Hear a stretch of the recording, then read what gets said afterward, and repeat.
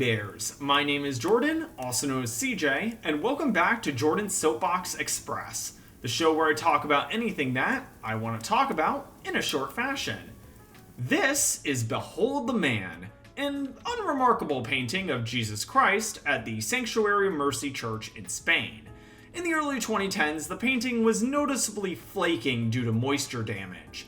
Local artist Cecilia Jimenez attempted to restore the painting. There is some debate of whether they had permission or not, and the result was this. Yeah, needless to say, it was an unsuccessful restoration, and it was subject to international mockery. Heck, it might have been around when it was a meme for a short while. So what does any of this have to do with Penders? Well, Penders' Knuckles Omnibus Volume 1 is a similarly botched restoration attempt, also worth mocking. Also maybe on an international scale. I've tried holding off on this topic for as long as I could because I wanted to wait and see if there was any other information before talking about it, but there really hasn't been in the 2 months I've been aware of it. Yeah, I've been aware of this actually all the way back in August of this year. My source, who shall continue to remain anonymous, who provided me a lot of the critical information about the Larissu Chronicles beginnings, reached out to me again with information about the Knuckles Omnibus, Volume 1. At the time, I was busy moving, so I didn't really have a chance to look at it, and also I was dealing with some incredibly personal situations. And also, I just really didn't want to accidentally out my source by talking about it too early, but enough time has passed where talking about it should be fine. For those who don't know, despite the critical and commercial failure of the Larissu Chronicles beginnings, Penders continues to defy common sense and good taste with the Knuckles Omnibus Volume 1. This will have a collection of previously released Archie Sonic material, and I think that's it, that has been, quote, remastered, unquote. I'm not sure what issues are being included as of now, but we have a handful of sneak peeks to look at. Spoiler alert, it looks like complete utter trash. Like, you know how I criticized the Sonic Archives for its alterations? Somehow, the Knuckles Omnibus is worse. For instance, look at this page from the story This Island Hedgehog side by side. You'll start to notice it completely ruins the original colors by Barry Gossman. Notably, Tails is similar to how he looked in Sonic 2, which is not how he was colored back then. He was a brownish color because, well, that's how he looked in Set I Am, which heavily influenced this comic. It also has outright errors, like Sonic's eyes being a brown color instead of their black classic Sonic has.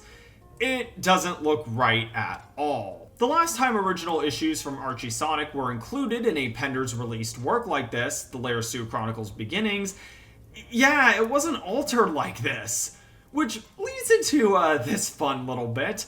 Remember how I talked about Alex, who allegedly provided Penders with those scans from that piracy website? Well, on one of his preview pages, he criticized him on Twitter by pointing out how he sent one to Penders that was the original. Like, I'm sorry, it's just like, it's so funny. And it gets even funnier. Okay, Penders' response: Alex, the coloring on that page is horrible. Granted, the color palette available at the time was extremely limited, so I was very happy with Ethan's efforts. Ethan is the colorist that Ken Penders hired for this, I assume. What puzzles me is anyone who liked the games would complain about aligning the colors more with the games. Yes, hello, hi, I'm Jordan, I have a problem with this. As someone who loves Archie Sonic and shares its history frequently on this show, this is a horrible mockery of that history. Yes, there are things back then that didn't look accurate to the series now, or things that maybe could have looked better now.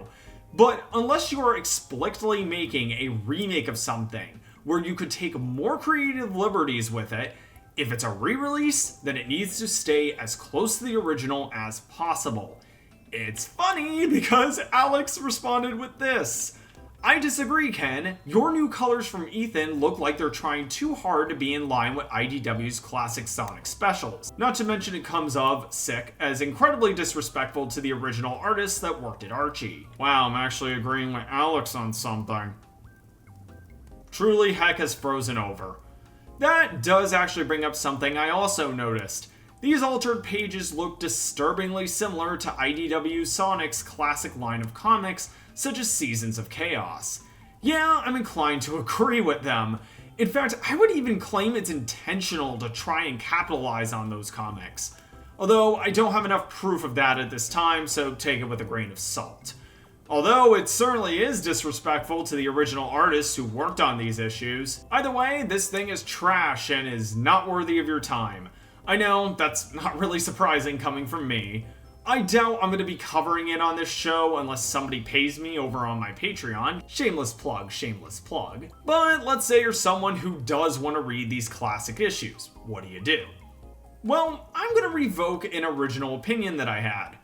Go ahead and purchase the Sonic Archives.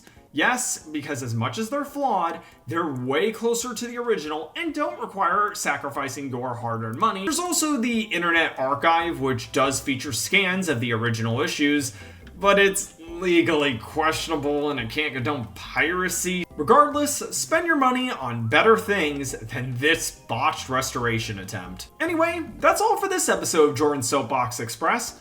Join us next time on Jordan's Soapbox Proper as I talk about LEGO Sonic stuff.